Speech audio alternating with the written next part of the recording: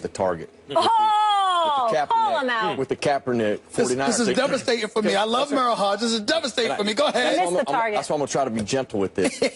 So you guys are talking about the 49ers as a whole. Let's say, I'll use an analogy of a car, okay? You guys keep trying to rotate the driver out of there to fix the car when it's the motor. That system that they're running in San Francisco is never going to win in the National Football League. I'm watching the game. I'm watching the game yesterday, and I cannot. So that's the problem. I don't care what quarterback goes in there. And Kaepernick, you know why Kaepernick was eventually become the starter? One is a major reason they eventually turned it over to him. Yeah, we're One losing. reason, not just losing. They would dial up big plays, and he would miss them. So they're like, Kaepernick, we're going to give you that opportunity. First dial-up post they get, he overthrows him by 6 yards. Now, people go, well, he hit that one, that ended up being a touchdown. That was a bust, and he almost couldn't catch that because he back to get it. Yep. He didn't improve in that area. He did not add one thing to this offense. First game back against the Bills' defense At the on the end of road. the day, it isn't about, he's played a lot of football. When you miss a post route and you got a defender trailing you by 2 yards and you don't hit that for a touchdown, and it's the first time we call it and we get it, that is exactly why we let you start. It wasn't his ability to run.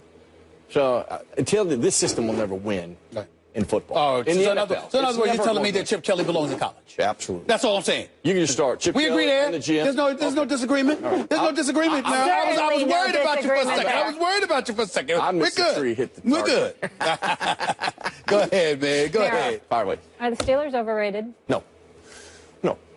Listen, Ben is one of those amazing equalizers that elevate. He's like a John Elway. You know, you look at a lot of Super Bowls John Elway went to, and the ones they probably lost are the ones I'm referring to, where he took a team to the Super Bowl based on how he could offset the deficiencies. He is the one rare cat that does that at a high level. When you lose him, and the way he's playing now, which is, I think, very misunderstood. I think everybody thinks Big Ben moving around, making plays. Ben hasn't done that for 3 years. Ben has been beating people with his mind and his arms, which gives him a real good chance of coming back from this injury a lot quicker than normal. You know, if this is 5 years ago, I'd be like, boy, he's going to have to be completely healthy before he returns. Well, not because he doesn't have to cut, move, and do all the things he used to. He could get back on the field a lot quicker, but when he's on the field, he'll be able to. He makes them a legitimate contender. Without him, this is a very sub-average team right now. Let me say this. We know I love my Steelers, and I had them going to the AFC Championship game against New England. When I watched them give up 204 yards rushing, the Steelers, it's bad enough I can't stand the secondary, which I complain about religiously. It's bad enough I can't do that. But for a rookie in J.I., 204 yards rushing, I don't know how to feel right now. I'm not going to jump completely off the wagon, but I'm worried about them. And I'm worried about something else, too. I think about the Steelers, and I was looking for an article because I wanted to make sure I had my facts straight here. Marquise Pouncey, one of the highest paid centers in the game, paid in 2014. David DeCastro just became like the second highest paid guard. You got Marcus Gilbert you're taking care of. They've invested some money in this offensive line. How in God's name is Le'Veon Bell your definition of the best running back in football, the best all-around running back in football? Le'Veon Bell, 10 running plays for him, 10, that's it? And 16 touches? No, something's wrong here. Something's wrong. So, I'm just saying, second year, I apologize, running back, second year play, he's not a rookie. Jai, he's second year, he's not a rookie, I apologize. What I'm saying to you is this. How does that happen? You giving up 200 yards rushing while you're not running the football. With Le'Veon Bell and D'Angelo Williams. I got a problem with that. That's what got me worried about the Steelers. Steelers are overrated, and I'm not saying they're not good. They're clearly good on offense. But what's going on with the Steelers right now, and by the way, you're a Steelers fan, the same reason as far as AFC teams go, I'm a Steelers fan, because when we're little kids, they won the Super Bowl every year. So the Cowboys were the team you rooted for if you were a front-runner type fan, and the Steelers were the correct out-of-market choice, and still I got some love for them. But this is called wish casting. Fans do it a lot. Organizations do it too sometimes. I wouldn't trade that prospect for the best player in the game. Why? Because it's your prospect and you wish that he becomes this great thing. The Steelers were all wish casting when we watch them. We saw what the offensive line could be last year. Oh my God, Le'Veon Bell. And you're talking about Antonio Brown with Martavis Bryant. Ben Roethlisberger, who's evolved from a great football player early in his career to a great quarterback later in his career. This could be the greatest offense we've ever seen. If only the defense could bend but not break, we can see something special. But that passed already. The offensive line's not quite what it used to be. The defense can't defend the pass. Forget about the run. They can't defend the pass. They're near the bottom of the league in all that. Martavis Bryant can't play this season. So we're wishing that they could put it all together because we just want to see it. It would just be amazing to see. But they haven't been able to do it, and as a result, I don't think you could put them ahead of, clearly, of the Patriots or of the defending Super Bowl champion Broncos. That makes them, at best, third in the AFC, but a lot of people, like Stephen A., pick them #1 to start the season. That's overrated.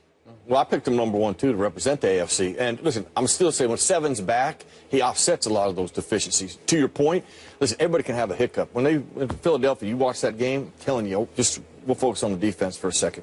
The defensive line got mauled. Their linebackers were standing in quicksand. You're like, man, what made the Steelers great, actually, when they had the great defense, is two things. Their ends were anchors. You couldn't move. Footers. You could not move them. And their linebackers, this was talked about. Lambert, every defensive Ham. quarter. No, I'm just talking, Recent. 5, 6, 8 years ago, they won the Super Bowl. I mean, they were the most violent linebackers at the line of scrimmage, attacking it. Miami game, Jay Ajayi, last run of the game, defensive line slants, which is what you're doing when you're in desperate hope. You're trying to stop the run. You slant your line. You scrape your linebackers. The linebackers don't do it. They just stand there. Now, the only reason I point that out is because, okay, that is mental errors. So you can coach and correct and change mental errors and become a better football player, better team. If you're just getting absolutely mauled and you're just not as good, because you go to the Kansas City game, then the Jet game, they played like that. There was a relentless, violent attack. And then all of a sudden in Miami, they looked just like they did against Philadelphia. So what I'm getting at is, like, the things that they're making mistakes on are mental errors that can be changed. You can correct them. I'll use the Giants. When the Giants lost the Patriots on the last game of the year, and they went undefeated. Then they beat them in the Super Bowl. It was mental errors that the Giants lost that first game in that they changed in the Super Bowl, and a couple matchups that made the difference in that game. So I can see how things can evolve and change when Seven comes back. They are one of the best teams in football. But listen, I had them #2, not #1, because remember, you picked Seattle, and I had New England going to the Super Bowl against Carolina. Lord have mercy. Okay, so that's the deal. Steelers were #2. I thought the Steelers would meet them in the AFC Championship game. I still think there's a chance because I think their offense can be that high-powered. But this is the thing. When you have a suspect defense, whether it's in your linebacking core or your secondary, you offset that to some degree. How? Ball control, offensively, running the football. And the fact that they're getting away from that, which is pretty much their identity, because even though they can throw the football, and we know that Big Ben likes to put it up there and likes to go deep, when you got Le'Veon Bell and when a guy like D'Angelo Williams has proven how reliable he is and what he can bring to the table, because he really could be a starting running back in this league if he was playing most other places. When you look at it from that perspective, there is simply no excuse not to give the ball more to your running backs. No excuse for that. And not only that, it'll limit the chances Big Ben takes, because over the last couple of years, Merrill, when he takes chances, sometimes it's not working out for him.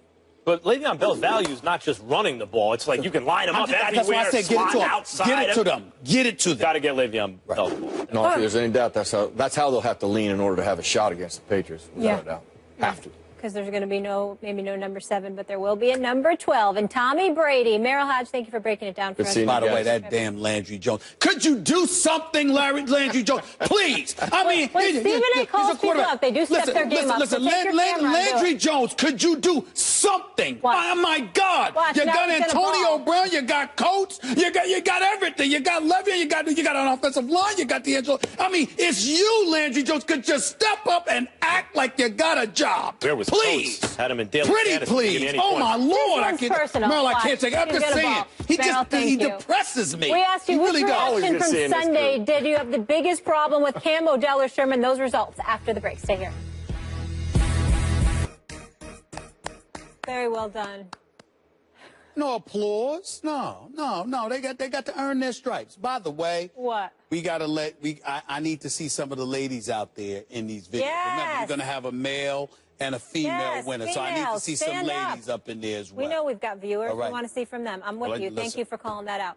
Meanwhile, Richard Sherman's outburst on the sideline, Odell Beckham's penalty for taking his helmet off, and Cam Newton's Super Bowl-esque press conference. We asked you guys to vote on Twitter. Which one did you have the biggest problem with? And the results are in. Cam, 41%, Sherm, 34%, OBJ, 25%. Do you agree, Stephen A? Of course I don't. I mean, they're obviously agreeing with Max, and, you know, our viewers are, some of our viewers are entitled to be ignorant from time to time, and this is one of those situations. They're wrong. I mean, the fact of the matter is that I don't really have much of a problem with what happened with Cam yesterday. Not yesterday. I just don't. Well, they're wrong, but not because of that. I did have a problem with what Cam did and what Odell did, because he actually cost field. It's a stupid rule in the NFL that a celebration or whatever can cost you field position. It's a really stupid rule. Nevertheless, it is one. Everyone knows it, and Odell broke it and could have cost his team. Sherman outburst ahead of Odell's. Sherman is upset because of miscommunication and trying to get things together. Odell takes off his helmet and gets the team penalized in a close game that they could have lost.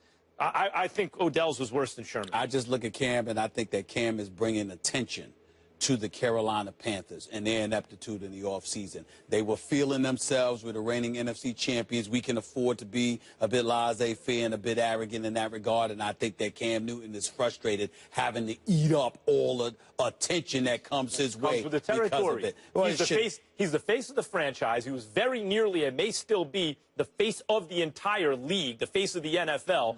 And when the people want to see when the going gets back and you take the heat, can you absorb it and not deflect it? I can respect that, and in theory, you're absolutely not wrong. But I don't believe that because you're paid, it gives organizations the license to lean on you and cover themselves. That's what I'm saying. Sure. I don't believe that management for the Carolina Panthers, and to a lesser degree, Ron Rivera, should get to hide behind the spotlight being on Cam Newton when that offense is not the problem. Excuse me. Two different things. But let me say this to you. Two different things. Cam Newton's a leader, no doubt. Is Kuechly a leader? Yep. What's wrong with that defense? Because it ain't the offense that's the problem with the team. But Thomas Davis, I love Thomas Davis. He's big time. And him and Kuechly are playing, by the way. But shouldn't they be made to answer for their defense? Everyone knows the quarterback is the biggest star in the team. They're the one who's going to have to talk. They're the one who's going to have to say how great everyone else is when it's good and how bad they are when it's bad, whether it's true or not. This is the way it's always been done, and it seems to work for the great ones. And if Cam wants to do it another way, fine. But then you got to do it while you're winning. This can't come out just in bad times. This has to come out in good times, too. This is only coming out in bad times. Well, it's going to come out in bad times in terms of the organization leaving you hanging. When you know that the organization did what it's supposed to do and it's on you, then you have a valid point. But when you have to sit there and answer questions that are above your pay grade, when you have to sit up there and talk for a team that literally leaves you hanging because they don't sit up there and keep a Super Bowl championship contender intact, I think, and listen, I don't find anything extreme about what he did yesterday. That's the key that I'm saying here. If the blogs all came to you and said, Stephen A., what's it feel like to get whooped up on by Max all day, every day? Would you just not answer? No comment? Would you storm off? I absolutely. Or would you take it? I absolutely would, because I would have nothing to say. I would literally look at them and say, what the hell are you talking about? That's never happened. That's a very ignorant question on your part to sit there and think that I lose to Max Kellerman when I wax his behind every single day. That's a diluted answer, but it's an answer. I would sit up there and say that. You wouldn't just storm off and pout. Oh, no. I wouldn't pout, but I would storm off. Oh, let me tell you something right now. Ask people who run into me. They come up to me at the game. You got to come up to me with the right tone. You better not be disrespectful. And depending on your question, if it's a stupid question, I have walked by people. That's a highly intelligent question. I have walked by people and have completely ignored them. Ask them. Ask them. That's why people are very reluctant to approach me, because they know I might ignore you or I might cuss you out. Pick your choice. Pick your choice. I don't care.